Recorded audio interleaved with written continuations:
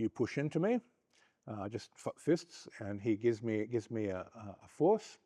I feel the reaction inside my body. I pull my hands away momentarily. I bring the earth energy up. Now he's floating, he pushes in. I just keep that earth element passing through me as he pushes. So I'm feeling a structure, I'm relaxing this wave up, and that's neutralizing.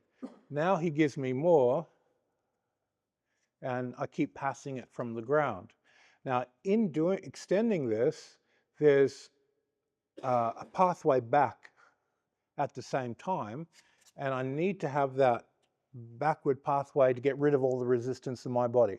Because as I pick the energy up and neutralize, I'm going to have tension in my shoulders, there's going to be holding, and I've got to sink and relax that down and